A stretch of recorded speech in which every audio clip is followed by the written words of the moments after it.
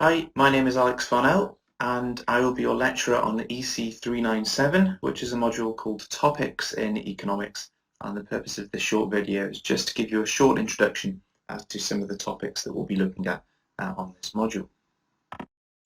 So very briefly, the plan is to spend approximately 4 weeks on looking at each of the following topics. So we'll start off with some development economics, we'll then do some behavioural economics, and then we'll move on to some human capital stuff, which is going to be primarily focused on the economics of education. So basically this module is designed so that you get a good overview of topics that don't necessarily have a dedicated module at the moment, but are nonetheless very important areas of economics and hopefully areas of economics that you find interesting. It will give you a really good exposure to what the literature has said in these different areas and also where the literature is likely to be going. And by looking at this literature, it will also give you a really good understanding of some different econometric methods that have been used to try and establish some sense of causality. If you're also doing the dissertation module, I think it might give you a really good idea about something you might not have considered, and that might give you a new idea for your dissertation as well. So let's have a little bit of a look in some more detail about those topics that we mentioned, and we'll start off with some development economics.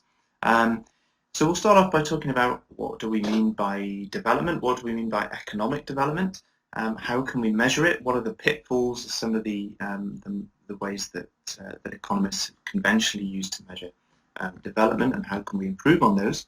We'll then go and have a look at some classical models of economic growth, so in particular the Solow model, which is a very famous model of economic growth. We'll have a look at what the predictions are of that model, and we'll see does that hold in reality.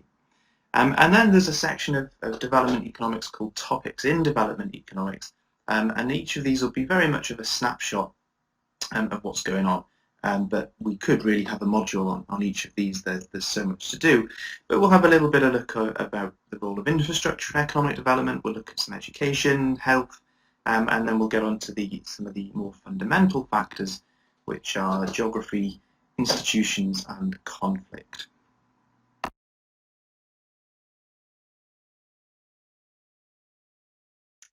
After we've done the development section, we'll then move on to look at some behavioural economics.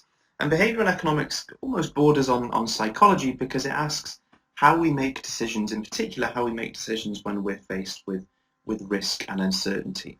So a classic example that we might see, and we probably will see as we go through the course, is an example like the following. So imagine you're asked to flip a coin, heads and tails. If it's heads, you get nothing.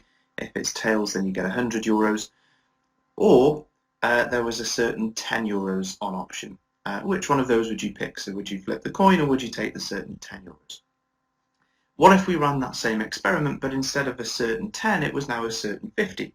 Would that make you change your mind on whether you took the certain amount or whether you took the gamble?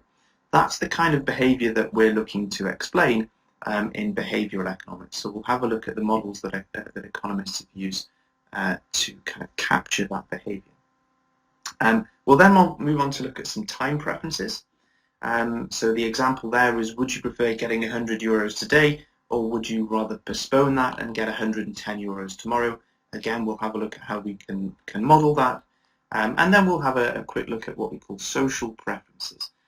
So the assumption that we make about economic agents is that we're all self-interested, we're only concerned about our own utility, but we know in reality that's not the case because, for example, we give charity, we tip our waiters. So how can we model that, and is it an important part of economic behaviour? And then on to the final topic, where we're going to be looking at the economics of human capital, which is primarily the economics of education. So this will be split up into two sections. The first of which will be looking at investing in education. So we'll be looking at something called the human capital model. And we'll be asking what's the optimal amount of education to invest in. And from that, we'll then go and look at some literature that looks at what is the effect of getting an extra year of schooling, for example. And we'll look at how economists have approached that quite complex problem. After that, we'll then go and look at something called education production functions, which is to say that not all education is the same. Okay, and we'll have a look in particular at which inputs into the education system are associated with better educational outcomes for students. So, for example, things like teacher quality, how much does having a more experienced or a more qualified teacher matter? We'll have a look at the effects of class size and also the effects, for example, of peer effects. So does hanging around with a different group of mates, how much does that affect your own educational outcome? And then finally, I guess the bit that you're all really interested in is how are you going to be assessed on this course? Well, there are going to be two separate assessments. One is going to be a group presentation, and that's going to be worth 40% of your grade. And the presentation is going to be on a famous or well-known and important academic paper. So there are going to be 6 papers in total, so that means there are going to be 2 per topic, and they're going to be done in the last week of each of these sections. And then there's going to be a final exam. That's where the other 60% of the mark comes from. There are going to be 3 questions. There's going to be one about development, one about behavioural, one about education, and you have to answer 2 of them.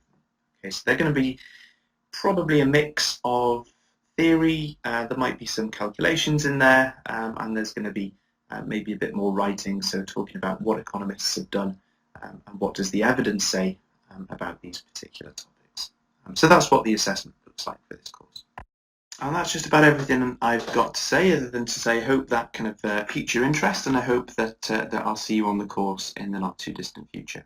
If you have got any questions and you want to know a little bit more about the course and some of the stuff that we'll be studying, then my email is listed there, so just drop me a line and I'll get back to you. But in the meantime, as I say, hope to see you on the course in the not too distant future.